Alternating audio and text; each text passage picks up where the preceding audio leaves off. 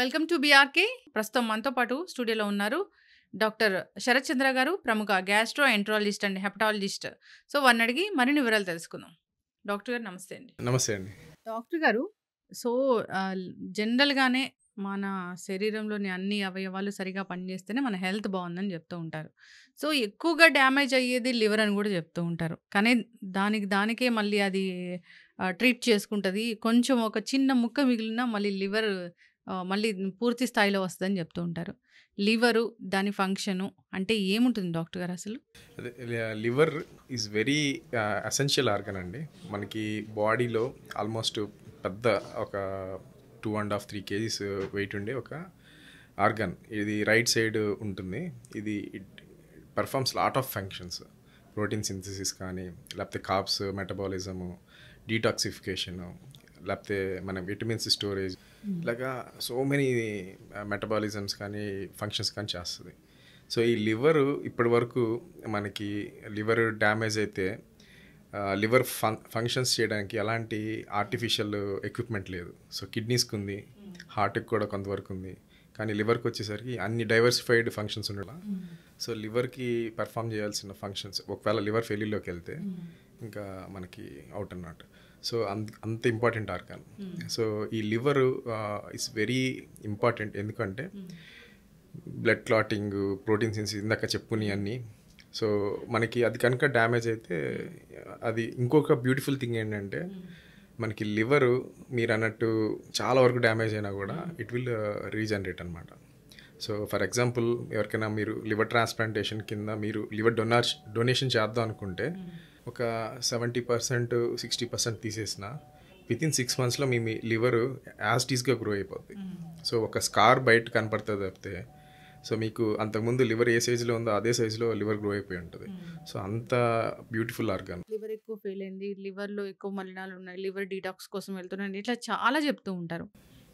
Liver అనేది ఎందుకు fail అవుతుంది, ఏ కారణం వల్ల ఫెయిల్ అవుతుంది? సో ఇవన్నీ లివర్ డీటాక్స్ అనేది కొలాన్ క్లెన్సింగ్ ఇలాంటివన్నీ కూడా మార్కెటింగ్ ఇవి టాక్టిక్స్ అండి. సో యూజువల్గా లివర్కి డీటాక్సిఫికేషన్కి ఏం ఉండదు.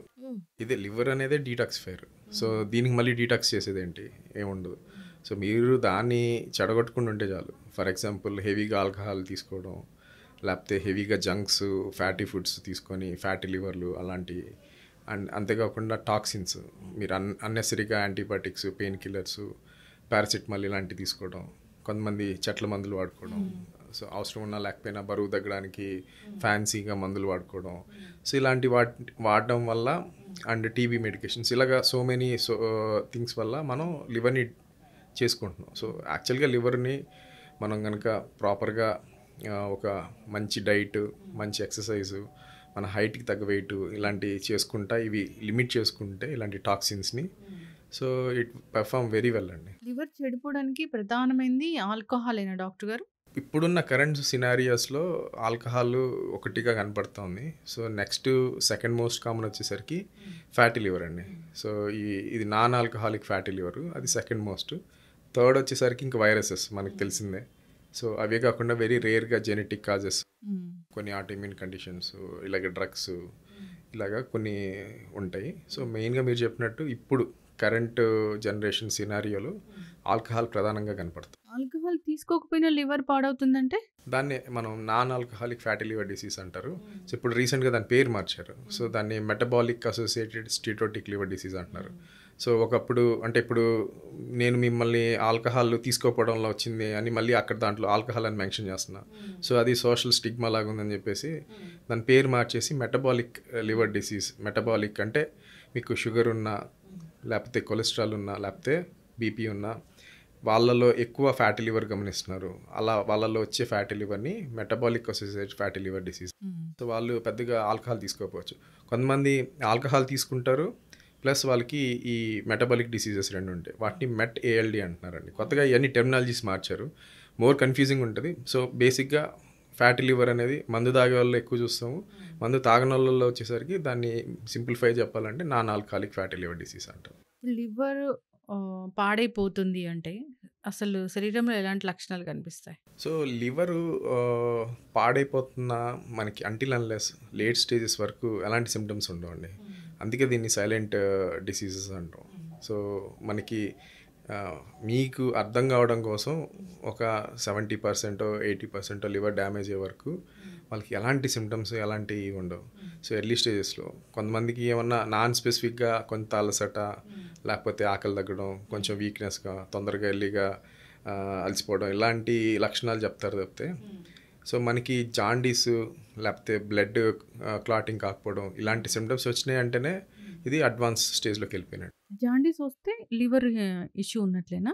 జాండీస్ వస్తే లివర్ ప్రధానంగా లివర్ ఇష్యూస్ కాకపోయినా కూడా రావచ్చండి. సో మెజారిటీ 90-95% జాండీస్ అంటేనే లివర్ ప్రాబ్లం ఉన్నట్టు. లివర్ ప్రాబ్లం వచ్చి జాండీస్ వస్తే కళ్ళు పసుపచ్చిగా మారిపోతాయి. కళ్ళు అంటే డిపెండింగ్ ఆన్ ద లెవెల్ అండి. ఇప్పుడు మీకు వెరీ మైల్డ్ సటిల్గా ఉందనుకోండి, కళ్ళు మాత్రమే, అది కూడా మనం జాగ్రత్తగా అబ్జర్వ్ చేస్తే కానీ చెప్పలేం. అండ్ యూరిన్ కొంచెం హై కలర్లో రావడం ఇట్లా చెప్తూ ఉంటారు. బాగా హై లెవెల్లో వస్తే మన బాడీ స్కిన్ కలర్ కూడా మారిపోతూ ఉంటుంది. స్కిన్ కూడా ఎల్లోగా అయిపోవడం, సో ఫేసు, ట్రంక్స్, హ్యాండ్స్ ఇవి కూడా ఎల్లో అయిపోతాయి. అండ్ ఇట్లా సో డిపెండింగ్ ఆన్ యూజువల్గా 20-25 కంటే ఎక్కువ ఉంటే జాండీస్ లెవెల్స్ మనకి ఒళ్ళు బాడీ కూడా చేంజ్ అయిపోతుంది. పఫీగా ఉంటారా? యా. సో లివర్ ఫెయిల్యూర్ ఎందాక అనుకున్నాం, మనకి లివరే ప్రోటీన్, మన బాడీలో ప్రోటీన్ సింథసిస్ అని కూడా లివర్ నుంచి వస్తూ ఉంటాయి. సో అది డ్యామేజ్ అయినప్పుడు మనకి బాడీలో వాటర్ రిటెన్షన్ ఎక్కువైపోతుంది. సో దానివల్ల కాళ్ళు వాపులు రావడము, కడుపులో నీళ్ళు రావడము, బాడీ అంతా స్వెల్లింగ్ రావడము, ఇట్లాంటి సిమ్టమ్స్ కూడా చూస్తూ ఉంటాం. ఎందుకు బాడీలో నీరు చేరింది, లివర్ ఫెయిల్ అయిన వాళ్ళకి బాడీలో నీరు చేరింది, నీరు తీసేయాలన్న డాక్టర్ గారని మనం వింటూ ఉంటాం, జనరల్ భాషలో వింటూ ఉంటాం. అది అప్పుడు ఏంటి డాక్టర్ గారు, నీరు తీసేస్తే మరి మంచిగా ఉండొచ్చా? యా, అది ఇప్పుడు మీరు అర్థం చేసుకోవాల్సిందంటే నీరు పట్టే స్టేజ్కి వచ్చిందంటేనే either end stage liver disease or decompensated liver disease.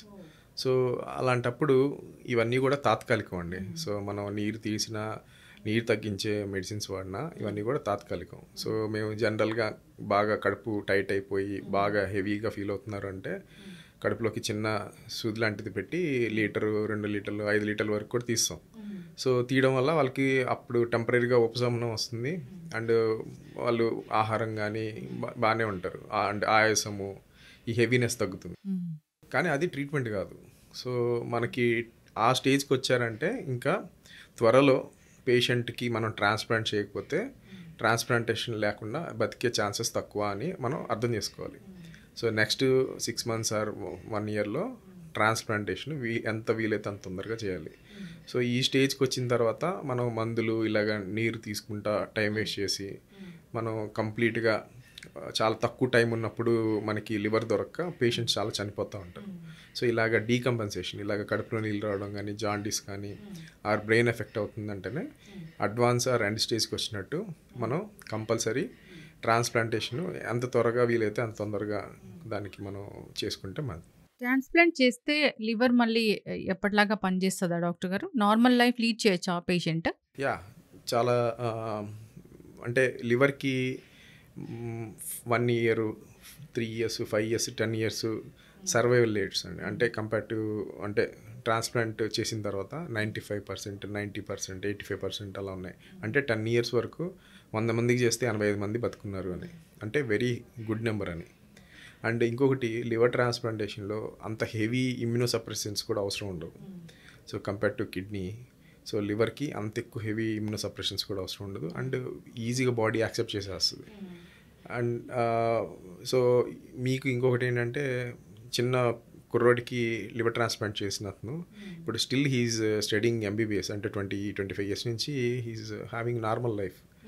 కాకపోతే ఈ ఎనీ ట్రాన్స్ప్లాంటేషన్ చేయించుకున్నప్పుడు మీరు కొంత జాగ్రత్తలు వహించాలి. ఫర్ ఎగ్జాంపుల్ క్రౌడెడ్ ప్లేస్లోకి వెళ్ళడము, లేకపోతే సిక్కుగా ఉన్న వాళ్ళ దగ్గరికి వెళ్ళడము, ఇట్లాంటివి చేయకూడదు. సో మాస్క్ పెట్టుకోవడం, సో వీలైనంత వరకు కొంచెం హైజీన్, కొంచెం ఇలాంటి జాగ్రత్తలు తీసుకోవాలి. అండ్ మెడిసిన్స్ కరెక్ట్గా వేసుకుంటే he can lead normal life అండి.